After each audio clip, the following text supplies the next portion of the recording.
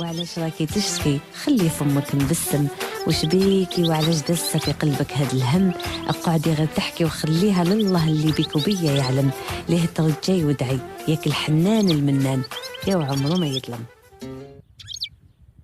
على سلامتكم، مرحبا بكم. ان شاء الله تكونوا كامل بخير وعلى خير. نتمنى هاد لا فيديو تاع اليوم يعجبكم وديروه وتوجدوه ان شاء الله في رمضان. شكون فينا ما يعرفش شباح الصفرة؟ ادخلوا عندي وشوفوا الوصفة كيفاش نديروها.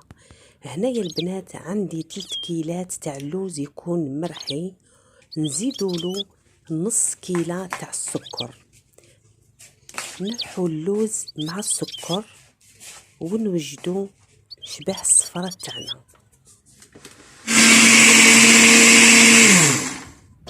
بعد ما كملت رحيت اللوز مع السكر نبدا نطم فيهم بصفار البيض. هنايا البنات انا ما نقدرش نقول لكم شحال تطموا بالبيض، يعني بصفار البيض، خاطر كاين البيض اللي يجي الصغير وكاين اللي يجي كبير. تقدر تشد لك العجينه 6 حبات يعني صفار بيض، وتقدر 10 حبات. المهم هنايا البنات فدولي 6 حبات تاع صفار البيض. طميت العجينه ديالي بهذه الطريقه، ومن بعداتيك نخليهم في كيس بلاستيكي يريحوا ساعتين. هنايا البنات زدت صفار البيض الرابعة وزدت الخامسة وزدت السادسة. معناتها ما تتقيديش بالصفار البيض اللي نقول لك انايا، باش هكا ما تتخلط لكش حتى كي تولي عجينه متماسكه. هنايا البنات عندي بياض البيض وعندي هادوك الطوابع الصغيورين، وتاني عندي بابي كويسون، ونبدا نحلف العجينه ديالي ونطبع فيهم بهادوك الطابع. لازم يكونوا صغار. بكري مالينا يا البنات ويا الحباب كانوا يديروا صبيعات ويقلوهم. تبعوا الخطوات برك تنجحوا فيها يا البنات. كاين استوس وحده بالاكو تراطيوها.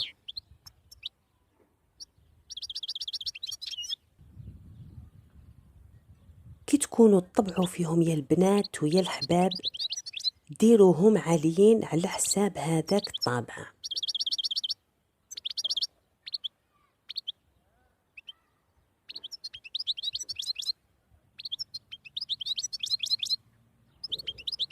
حكمي بياض البيض تاعك وديري له لهاديك العجينه. وشنو لازم ديري؟ غير شويه باش ما تدفقلكش في الزيت، وديري تحتها بابي موشوار، ومن بعد ابدا يقلي. ديري كونتيتي صغيره وقلي حتى كي تكملي كامل العجينه ديالك. هنايا البنات بديت نقلي فيهم المره الاولى.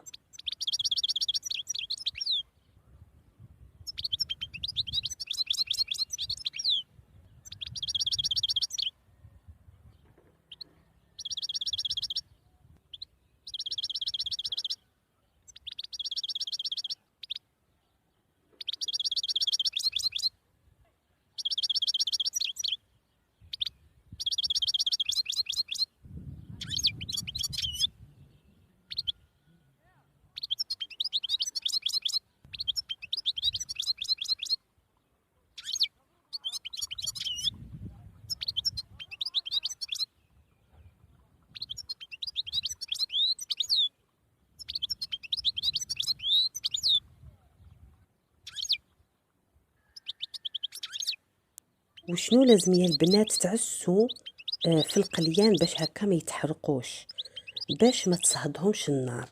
خليهم غير هكداك صفوره. عاودي ديري لهم بياض البيض وحطيهم في بابي ابسوربون باش هكايا ما يرفتش كامل البيض.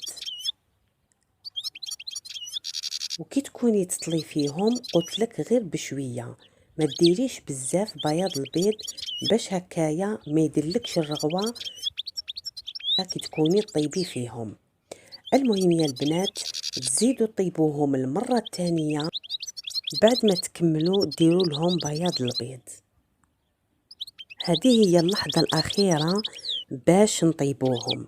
معناتها العجينه تاعنا تاع شباح الصفراء نديروا لهم مره الاولى بياض البيض ونقلوهم ونخلوهم يبردوا، ومن بعد المره الثانيه نزيدوا نديروا لهم بياض البيض ونزيدوا نقلوهم المره الثانيه. اللي حبت ديرهم في المجمد تقدر ديرهم في لابواط وتخبيهم في الكونجيلاتور، ومن بعد كي يجي وقت رمضان ان شاء الله الا كتب الله تجبد واش تسحق ودير في اللحم الحلو تاعها وبالصحه والعافيه والستر. هنايا البنات انا بعد ما بردوا درتهم في لابواط وخبيتهم في المجمد. تقدري ديري العبار بالكاس، انا درت بالبول خرجت لي واحد 150 حبه الله يبارك. وهنايا يا البنات راهي وجدت، ما نقولكمش في طبق التقديم، نقولكم في علبه التقديم. ان شاء الله يكون عجبكم لا فيديو تاع اليوم ونكون خفيفه ظريفه عليكم. استودعكم الله، سلام.